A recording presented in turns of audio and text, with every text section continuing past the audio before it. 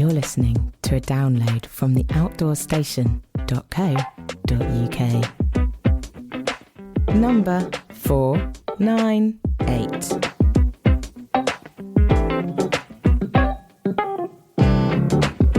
Hello and welcome back to the Outdoor Station and part 2 of the Cairngorms Strikes Back, where the original 3 men in the Cairngorms return some 9 years after the first podcast series to revisit the area and take in the magnificence of the Cairngorms.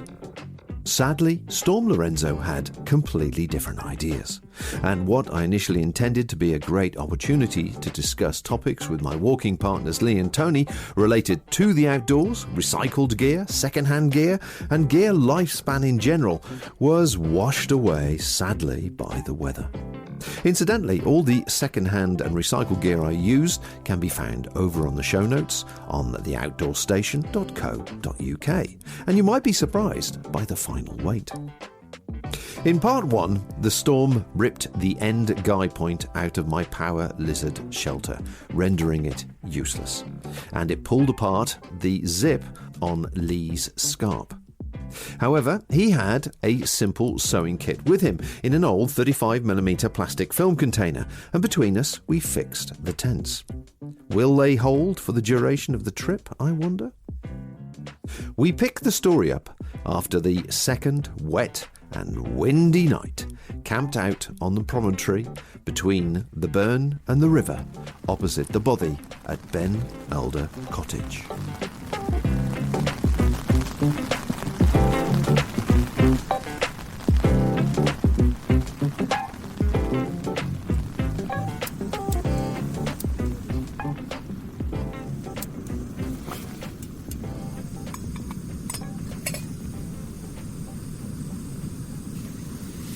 Just coming up to 8 o'clock now on Tuesday morning, and unfortunately it's been another night of horrendous rain. During the night the squalls were just incredible. It was like being hit by a shot blasting gun or hail. The amount of noise and wind on the tent and rain, phenomenal. After repairing the tent last night and stitching the end pressure point back, I decided to pitch it slightly diagonally to the weather. Of course, it meant putting the pressure on the longest length of material. Water's ready. Which pushed the outer against the inner, which then created soak through, which permeated through the inner tent, so that as it got worse during the night, I ended up with a little shower on my face every time the wind blew, because the water would come through. Looking forward to this cup of coffee. Oh yeah, I'm trying these new Taylor's coffee bags. Recommended. They make a nice cup of coffee. Easy to dispose of. Fantastic. What was I saying? Anyway, yeah, so we got soaked through. In addition to that, thankfully, I hadn't unpacked everything. Everything was still in there, roll-top bags or whatever it may be.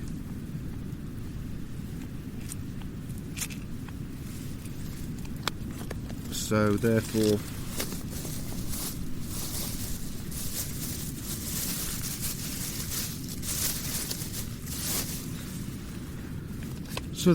although it was wet, and no matter where you moved inside the tent, anybody would know once the inner's wet, any movement you make is wet. Delicate nature of dealing with boiling water when you're lying on one elbow. Anyway, the long and the short of it was I got dressed into my outdoor gear because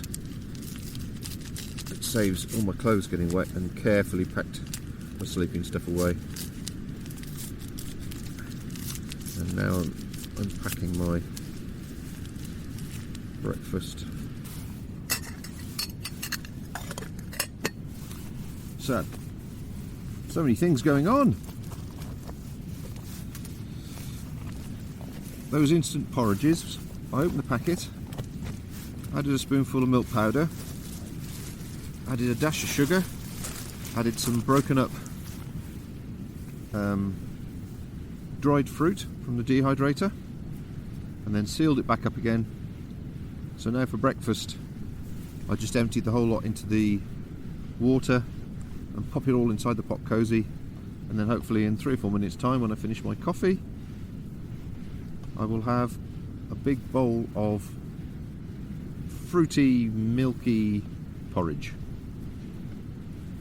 I tried it at home, worked a treat, so let's see how it is when you're lying inside a wet tent on an elbow, talking to yourself, trying to cheer yourself up.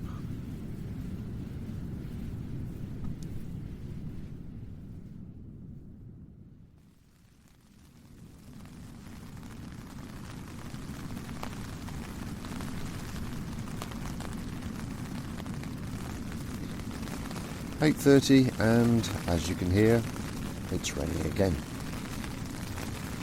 I'm currently lying here. I packed everything up pretty well into their various roll top bags, waterproof bags, and I've just had a large porridge breakfast which has warmed me nicely. So I'm lying on my Neo Air inside the homemade bivvy bag, fully dressed with my waterproofs on.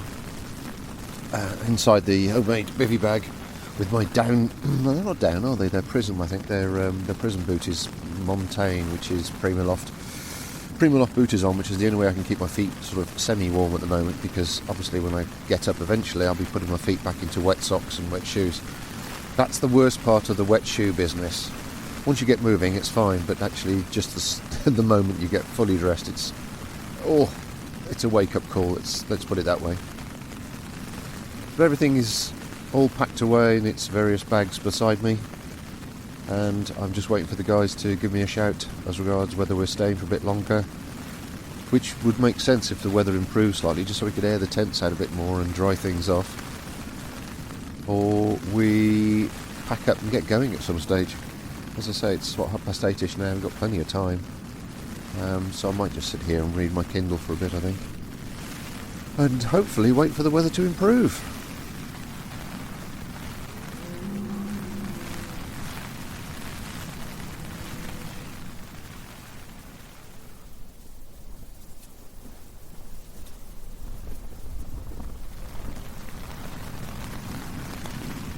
.12 and as you can tell, nothing has changed. In between these squalls, I managed to gather from the guys that we'll stay here for another night and then make a move tomorrow morning no matter what. But being stuck in a tent for 24 hours in this sort of weather means passing the time by eating, drinking and reading Kindles. Of course, each one's got its problems. The drinking, as nice as it is to have a hot drink or a cup of soup or something, means that you want to get out for a pee. Eating, just everything sort of loses its taste and there's no thrill. And obviously there's the natural thing of wanting to dig a hole at some stage during the day and trying to calculate when that might be between rain showers. And the reading is okay. It's good to have the Kindle. If I didn't have it, it would be driving me nuts. However, lying down reading a Kindle is okay, but for long periods of time I find that really hard work. In fact, I've noticed significant really in this weather, the difference between this and the teepee tents, the Hex Peaks, the 4 and the 6s, is the ability to sit up and just change your muscles in your back. Just a long time stuck in a shelter like this is really hard work. And it makes me think of Jenny Wordsworth. A few podcasts back, I did the interview with her regarding her race for the Antarctic and how she was stuck in her tent for several days. It must have been mind-numbing. Really, really frustrating to be stuck in conditions like that you just can't get out in. Just to do the basic physical things you need to do, I guess. Anyway, I shall inspire myself to open the Kindle up again and continue with my book. I shall get it finished later on this afternoon, and I'll start the next one.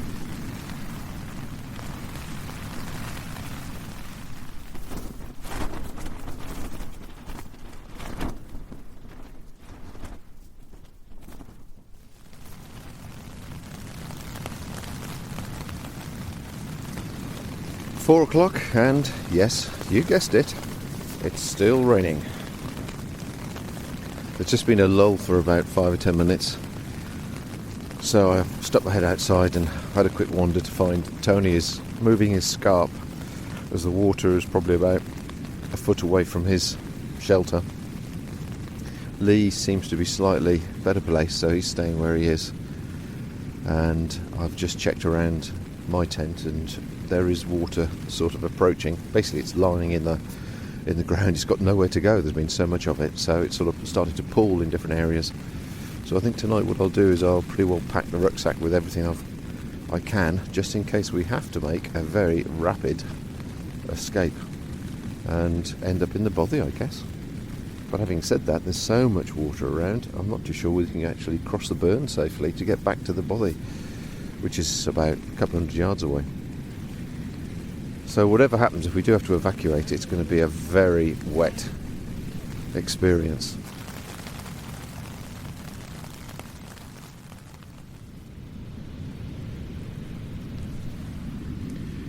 Well, I think that's the longest period we've had in the last 24 hours when it hasn't been raining, and it's just fractionally starting to spit a bit now. It's 20 to 7. And the last hour probably has been rain-free, which was remarkable. It seemed to just be stopping for 5 minutes at the most before the next squall came in. And we're really hoping that the clearer skies are in a good indication that things are looking better for the next, 24 hours at least. Although the wind is still blustery and gusting, and there are a good amount of grey clouds coming towards us. They don't seem as dense and well laden with moisture as the last 24 hours. So I think today has been a first for me. I don't think I've ever spent 24 hours holed up in a tent on my own. And go back to times when my children were very small and we went camping, and that was a real struggle trying to keep them entertained for a day. But a whole 24 hours I don't think I've ever done before. It's always been camp, move, camp, etc. And it's been hard going. When was the last time you spent 24 hours in a tent? Especially when you're sort of trapped in the tent due to the weather as well. It's quite a challenge, isn't it? Trying not to eat all my food out of boredom, trying not to drink all my drink out of boredom, trying just to pace myself, have a doze, have a drink, keep the hydration up, read a bit of the Kindle. I'm thankful for the Kindle, really thankful for the Kindle. I had a few fractured conversations with Tony and Lee, but they're both in the same situation, and even though we're probably no more than 20 metres apart, we can hardly hear each other over this wind. So that in itself was made to emphasise the loneliness, really. But I've just done a whole pile of housekeeping in the tent because I feel I need to be ready to pack and go very quickly if the weather should get worse again.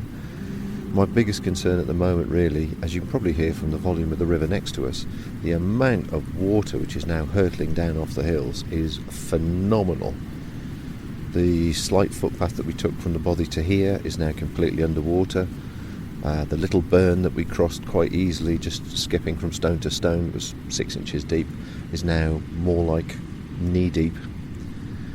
And the burns behind the Bothy itself, it's just a wall of white water coming out of every orifice of the hillside. Now tomorrow, I know we're going down to Loch Ossian, which basically means retracing our steps back up the hillside behind the Bothy I just mentioned, back to a re-entrant, another valley as it were, where we have to cross a river before picking up the track, if it's an established Land Rover track on the other side. And that's where my first apprehension is, because if this water is anything to go by, that river that we would have normally waded across quite happily, because we're all wearing approach shoes. I'm wearing my old Innovates, and the guys are wearing hookers, or hockers. Hockers, I think, is the name, not hookers. That would be a good trick. Anyway, yeah, that's my first concern, and I think really that will give us an indication of what the rest of the journey is going to be like, because after Loch Ossian there are another couple of crossings which I'm very nervous about to get us towards Glen Nevis. But there's no point jumping the gun. Things can change quite rapidly, as we've already experienced in this trip so far, and we can only hope that the water disperses as quickly as it came, if we're lucky enough to have a good day tomorrow with less rain and better weather. I've just conjured up a wonderful meal. I must recommend it to people. It was absolutely fantastic. I was scrapping around in my bag I did actually bring a spare meal on top of the 5 that I thought we needed, and I found some pasta, which was dehydrated pasta we'd already cooked and dehydrated, but you could do this with normal pasta. A cup of soup, a Bovril cube, and a pack of John West do these flat packs of herb tuna. Anyway, so I put it all dry in the pot, filled it with water enough to sort of cover it and allow the pasta some liquid to reconstitute. Got it to a nice steady simmer, popped it in the pot cosy for 15 minutes. What a meal fit for kings. Really tasty, really filling, and that's fired up my internal engines for the next few hours and got me nice and toasty in here. Finally, the comment I made this morning, and for most of the day really, about the tent being absolutely saturated on the inner inside. There's really only one area now which is still wet, which is where the outer is blowing against the inner, and it's understandable. But in all fairness, water hasn't come pouring through. It was just the fact that anywhere you touched on the inner was sopping wet. So I was perpetually having a wet hair or wet elbow or wet hand or something. And thankfully all the items are still in bags, so it didn't really matter that much. But my big fear at one stage was it was going to really leak through and fill the ground sheet like a small puddle, or with a big puddle rather. Anyway, an entertaining day of a completely different sort. The guys have already got their heads down. I'm about to do the same. I shall sit and read a few more pages of my book, and then hopefully, fingers crossed, and touch whatever wood I can find in here, tomorrow will be a better day. So on that note, good night.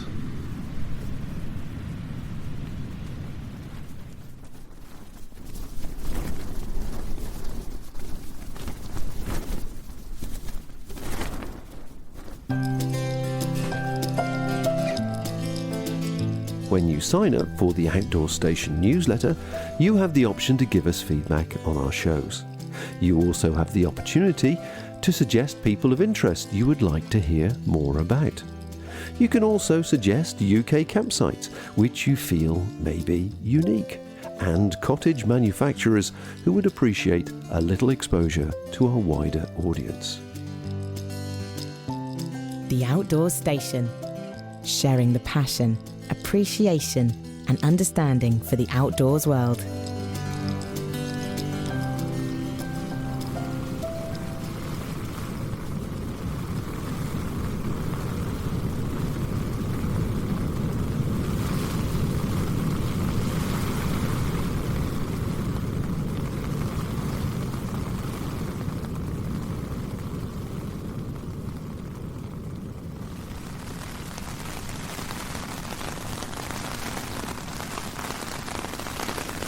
So it's 5 o'clock, and as you can guess, woken once again to this. Seriously worried about these river crossings now. Been on and off all night long. Not as heavy as the previous night, but certainly plenty of it. Don't have much choice. We've really got to start heading towards Fort Augustus and getting out of here.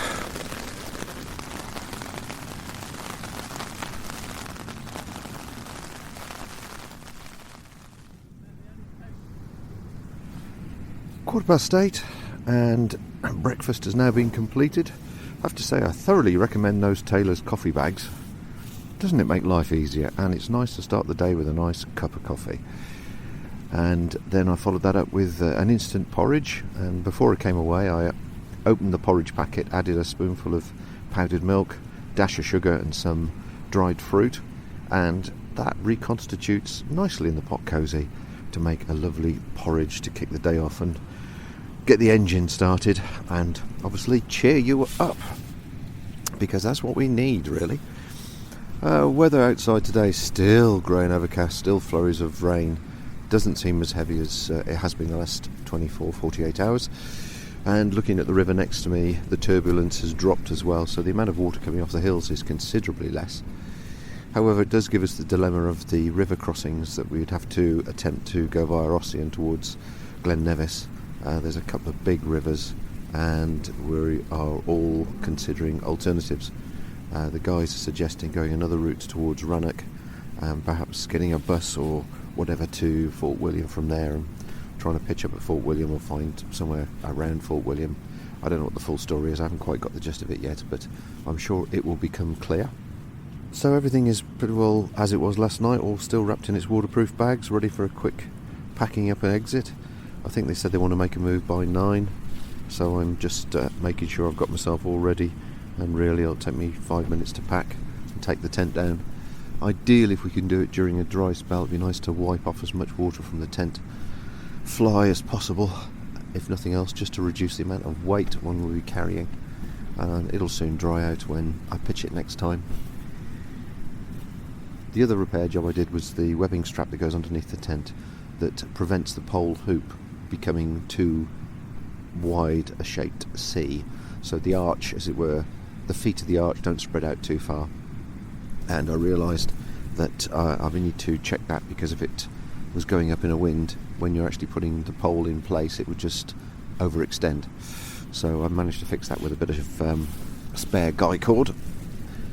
So that's sorted, so it's ready to pitch again. The stitching repair job seems to have worked a treat and seems nice and strong and nothing's popped, so that's encouraging as well. So all in all, I've got a warm belly, I'm warm and dry, all my gear's sorted, it's all ready to be packed up and go away.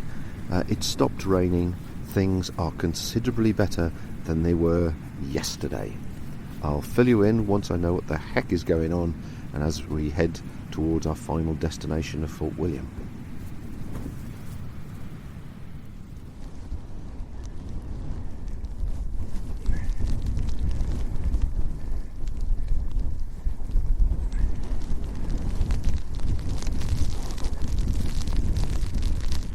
Apparently it's 12:30, we've just stopped for a bar.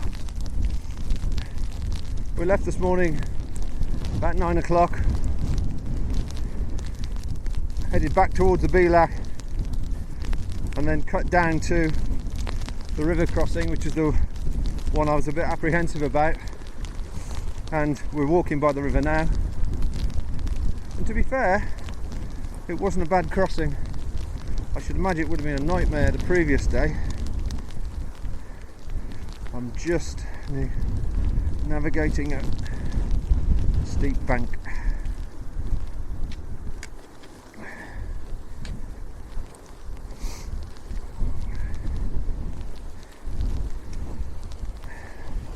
There's a sheer drop down to the river. Anyway, we bit of hesitation, but we crossed the river. Wasn't any more than knee deep, obviously very cold, and then we've been walking down the side for the last hour or so, trying to raise some enthusiasm, but you can hear the weather is still windy and bursts of rain. Odd occasional burst of sunshine, which is very pleasant, but as soon as you take the hood off, it starts raining again. But it's nowhere near as bad as it was the other night, or the other 24 hours, and the wind is just a cold wind as opposed to blowing a hoolie. I had an accident about half an hour ago, and I seriously thought I'd either dislocated or broken my leg. It's taken the wind out of my sails a bit. I was following Lee along the waterlogged, boggy peat track, and you pick your footing very carefully. And as I strode across another stream, what I thought was a solid piece took me right down to my right knee, in fact a little bit deeper, and my left leg was in the process of climbing the next step, and it just bent sideways completely and made me jump, to say the least.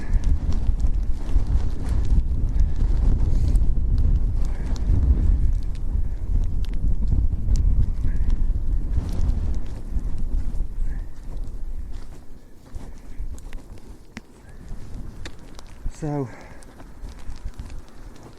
a few moments to catch my breath, stand up and put pressure on it, realised I was very lucky. But these little slips and accidents, so easy on these sort of paths. Walking poles are an absolute must to test the ground, catch you when you stagger, lean on when you're exhausted, but generally give you four-wheel drive.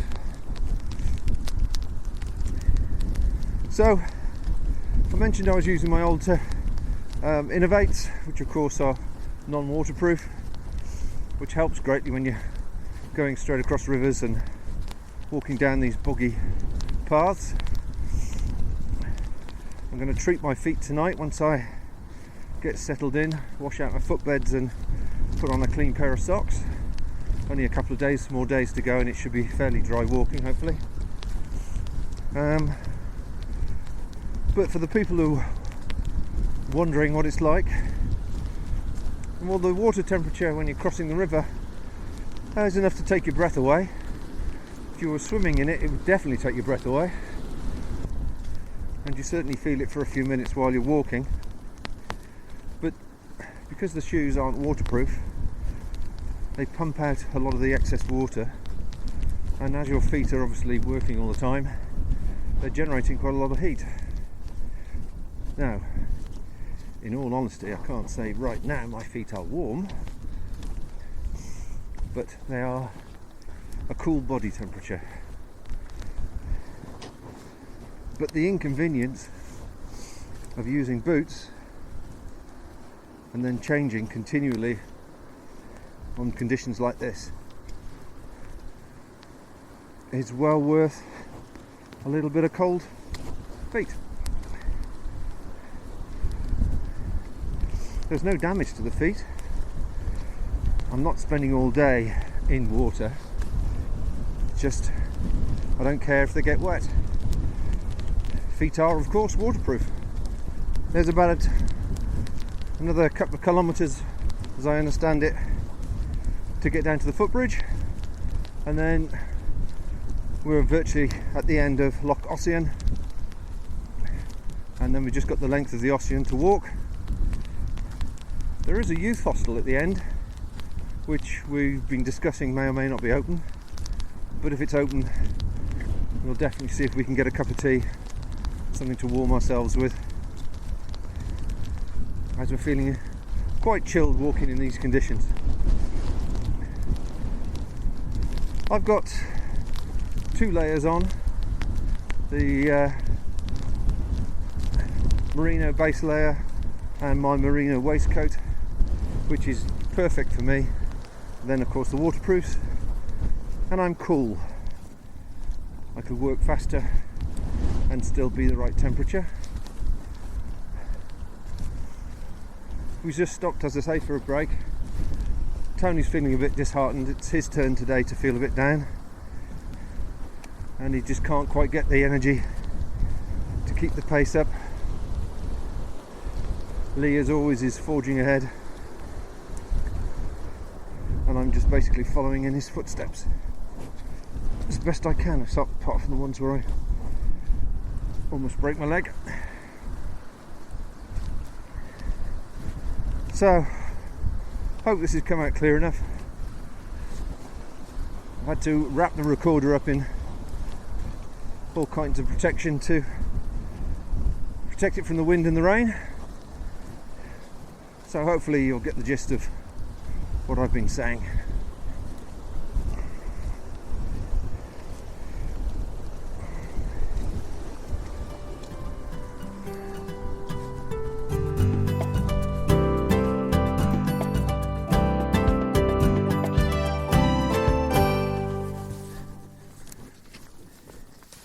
Good morning.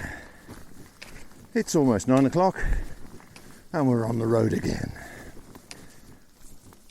Well, last night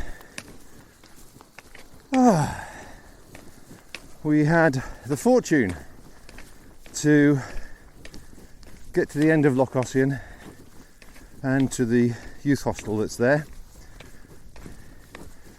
and we were 3 sodden, soaked, drowned rats, and the weather wasn't letting up, and it was that persistent rain that doesn't seem to be heavy at first glance, but somehow works through every orifice, God knows, and even the ones God doesn't.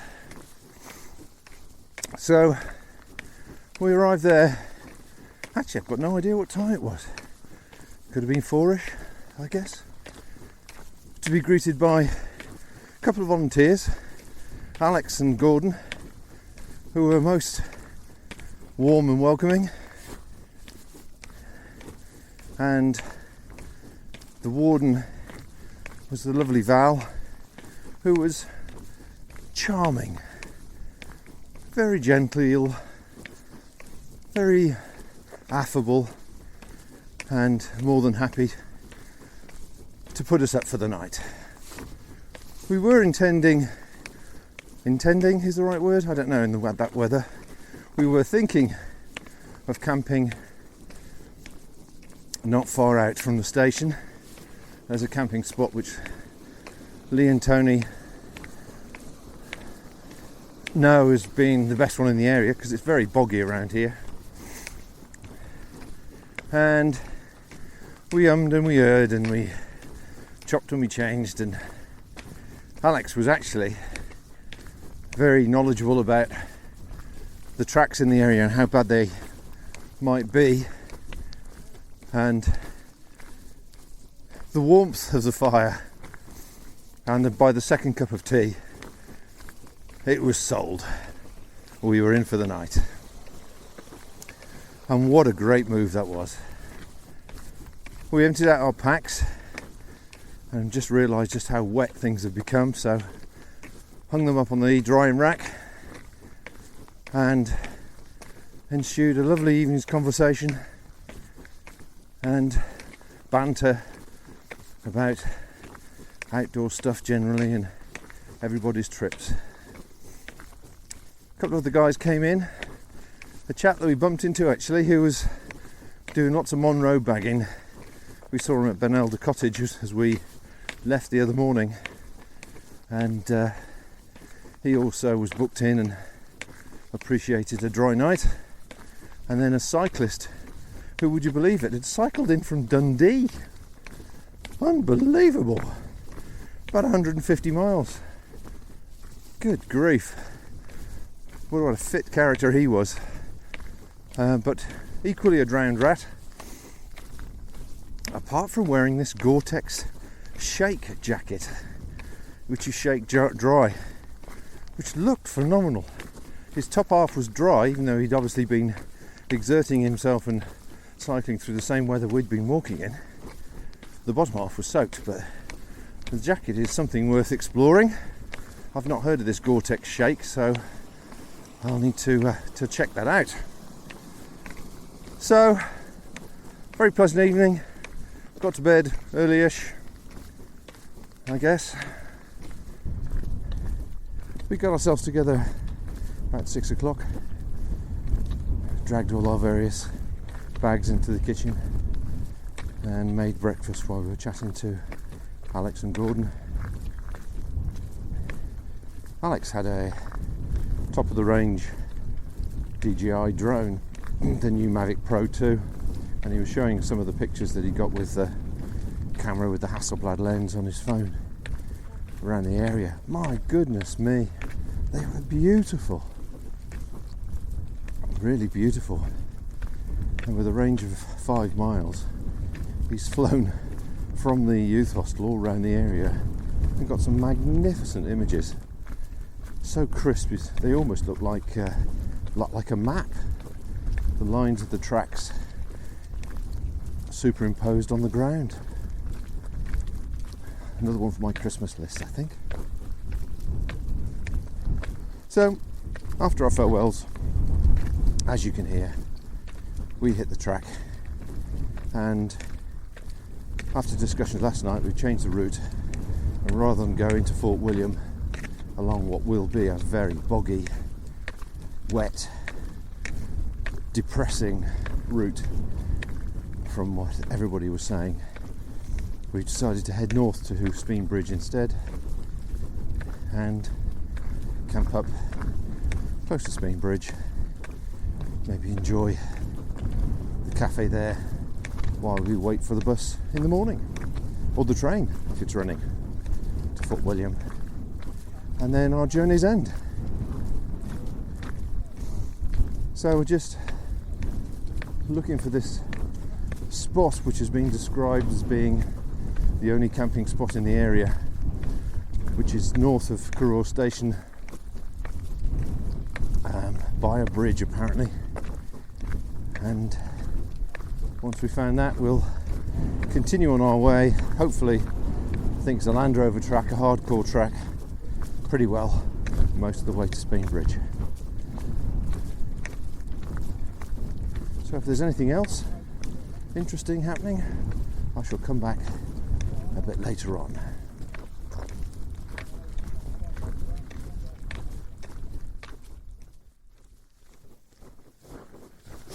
Three o'clock, and we left the small little Bothy on the walk to Speen Bridge about, I don't know, half an hour or so ago, I guess.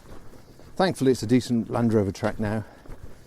The bit before the Bothy, from the beautiful abandoned white house that was on Loch Trig, honestly, what a location.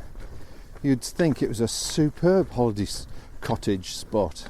The views and the location were just magnificent, and as Tony and Lee were saying, it's a great spot for camping when you're doing the TGO, if you're ever going onto that junction where it turns it turned left for Fort William or straight on for Speen Bridge. But anyway, that's by the way.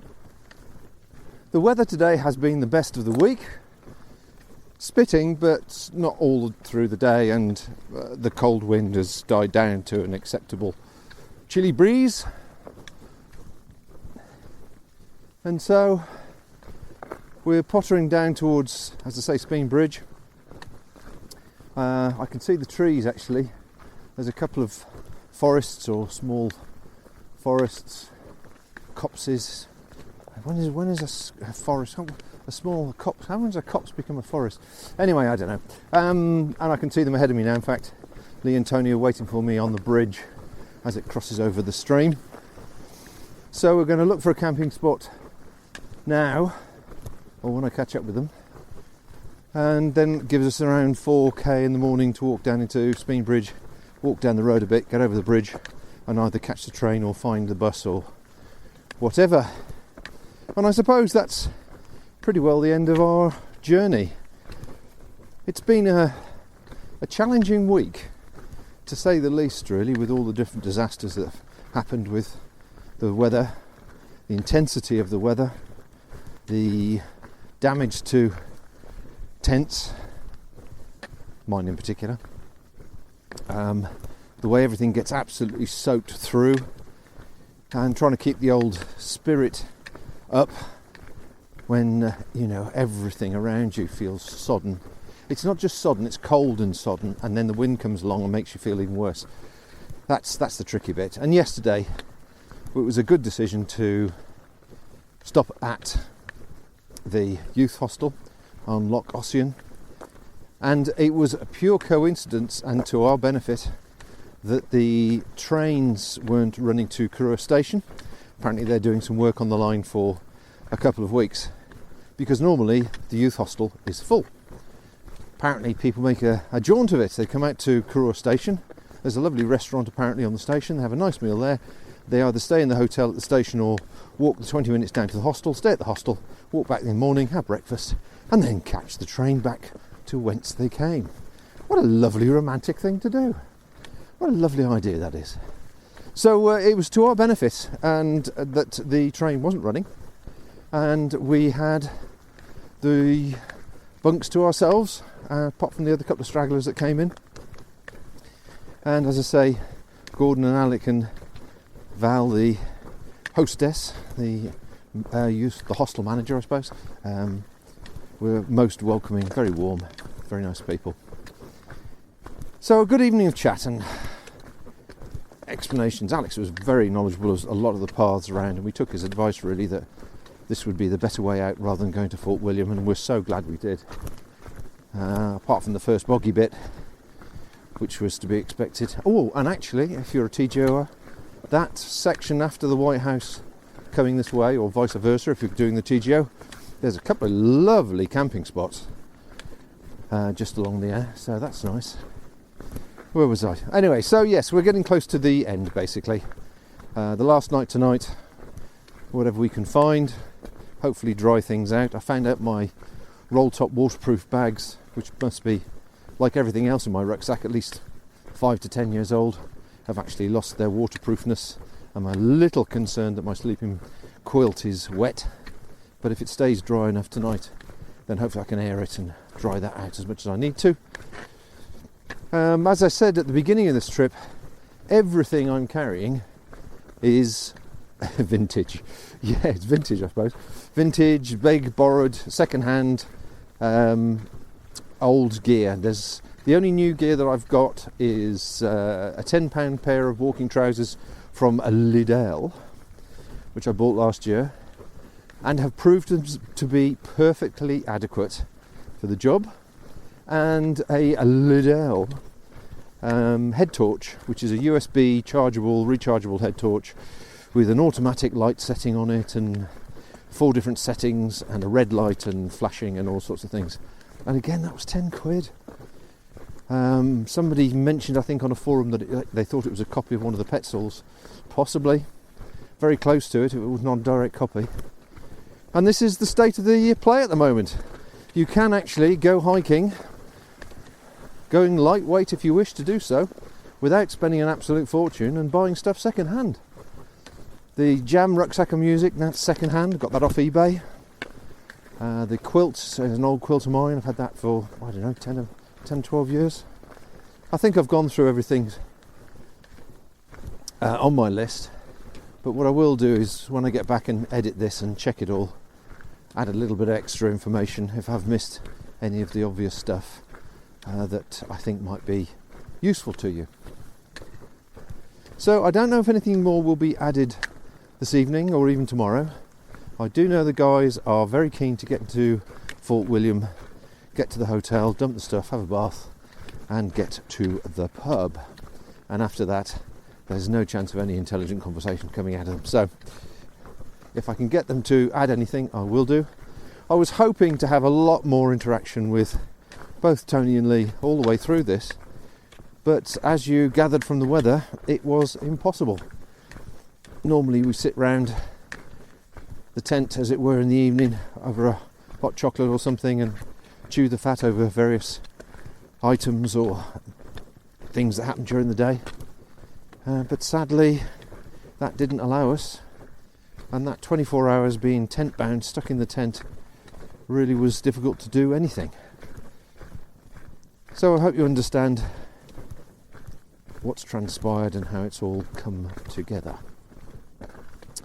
Anyway, they're patiently waiting for me at the bridge, which is nice of them, before we go hunting for a spot. So with that in mind, I may catch you a bit later on.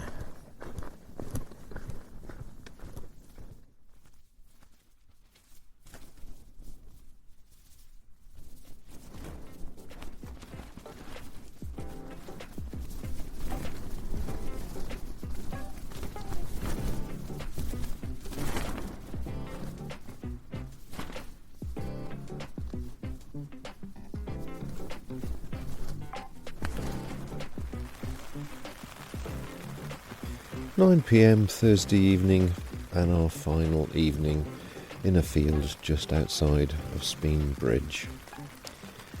And it seems only natural that the soundtrack should be the soundtrack that's lasted fairly continually through the whole week. Just check the weather forecast, as I've now managed to get a signal as we're close to civilization, so my 4G is working, and it tells me quite categorically on various websites that the rain is in continually now till 8 a.m. tomorrow morning.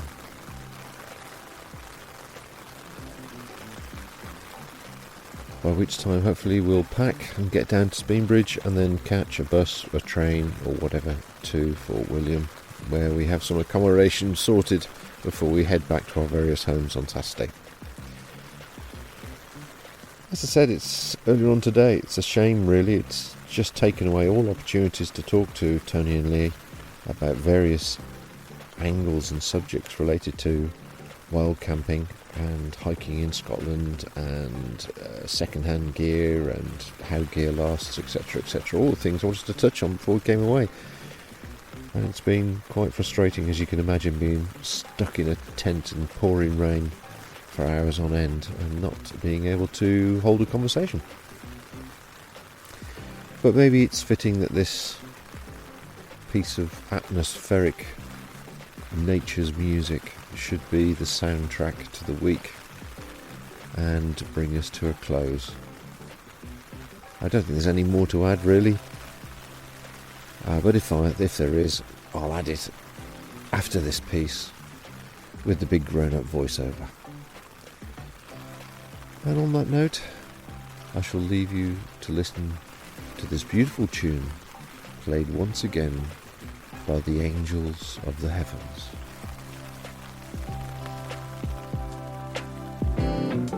Thank you for listening to this podcast. To hear or see more from our extensive free library, please visit theoutdoorstation.co.uk.